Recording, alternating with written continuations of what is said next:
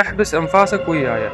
حرفيًا الأم بعد الولادة مباشرةً تتفعل عندها الحاسة السادسة. علميًا خلال فترة الأمومة دماغ الأم تعيد برمجة نفسها بمركز الخوف والانتباه، فيصير بعقلها الباطن نظام إنذار كلش حساس حتى وهي نايمة. أما الأطفال فيصير عندهم ردود فعل فطرية حتى تساعدهم على البقاء، مثل إنه يحاولون يرفعون راسهم وهم واقعين بالمي أو يتشلبون بالأطراف حتى ينقذون نفسهم.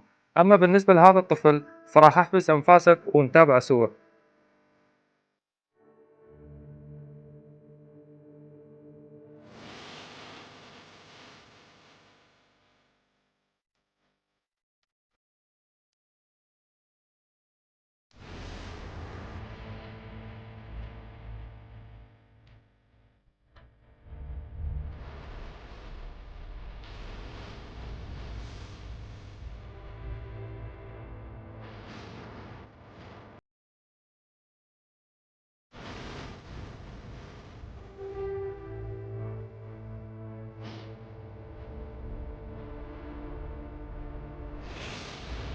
إذا تحب المحتوى اشترك بالقناة.